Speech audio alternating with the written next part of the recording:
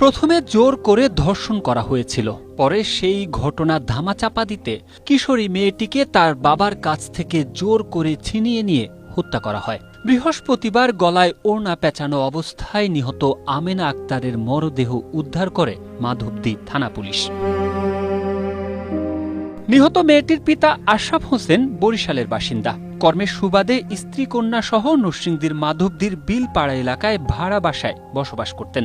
১৫ দিন আগে স্থানীয় বখাটে নুরান নেতৃত্বে ৫ থেকে ৬ জনের একটি দল কর্মস্থল থেকে বাড়ি ফেরার পথে মেয়েটিকে তুলে নিয়ে ধর্ষণ করে। পরে স্থানীয়ভাবে মহিষাসুরা ইউনিয়ন পরিষদের ৯ নং ওয়ার্ড মেম্বার আহমেদের নেতৃত্বে মীমাংসা করা হয়।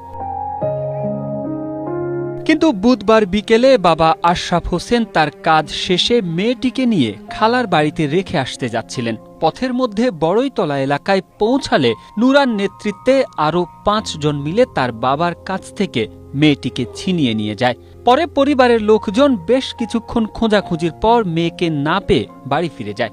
সকালে একই এলাকার একটি সরিষা ক্ষেত থেকে গলায় ওড়না পেঁচানো অবস্থায় মরদেহ দেখতে পায় স্থানীয়রা। খবর পেয়ে স্বজনরা মরদেহ শনাক্ত করেন। ৫ জনে এই মেয়ের মুক্সি মেলে থেকে নিয়ে গেছে, নিয়ে রাকাম করে সাইড ছিল দিছে। কালকে আমি আবার ৮টার দিক দিয়ে নিয়ে রওনা দিছি। আমি নিয়ে আসছে আবার হয়ে গিয়ে তাহলে শুক্রবার দিন আমরা রুম সাজাম পরে দেশে লয়ে যাবো লইয়া রওনা দিছি। আপনার এই যে বিলফার এই মাথার মধ্যে ৬ জন লোক, ৬ জনের মধ্যে ৫ জন গাছের আওলা শ্যামার মধ্যে রাখা রয়েছে।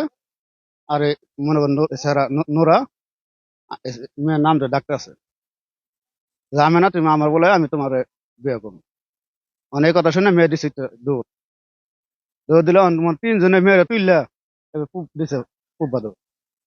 ৩ জন গেছে এদিকে আর ৩ জন গেছে এদিকে, একজনের দিকে। আমার মনে নাম পরে ৩ জন আছে, দৌড় পাচ্ছি, আমি কেউ ধরতে পারি নাই। এই মোড়টার মধ্যে ৬ জন মানুষের আটক করে নিয়ে তার আমার জিয়ারে লইয়া গেছে। ২ জনে লইয়া গেছে এমনে, ৩ জন গেছে গিয়ে এমনে, একজন গেছে গিয়ে এমনে। নরসিংদীর অতিরিক্ত পুলিশ সুপার সুজন চন্দ্র সরকার জানান, খবর পেয়ে পুলিশ ঘটনাস্থল পরিদর্শন সহ মরদেহ উদ্ধার করে। এখন পর্যন্ত কোনো লিখিত অভিযোগ পাওয়া যায়নি। অভিযোগ ছাড়াই অপরাধীদের খুঁজে বের করতে কাজ করছে পুলিশ। তদন্তের পর বিস্তারিত জানানো হবে বলে জানায় পুলিশ। তার গলায় কাপড় দ্বারা বাঁধা পেছানো ছিল এবং হাত বাঁধা অবস্থায় পেয়েছি। আমরা সুরতহাল প্রস্তুত করেছি এবং লাশ ময়নাতদন্তের জন্য হাসপাতালে প্রেরণ করা হচ্ছে। আর এই ঘটনায় আইনানুগ ব্যবস্থা নেওয়া হবে, নিয়মিত মামলা রুজু হবে। Tarek Ahmed, Asia post.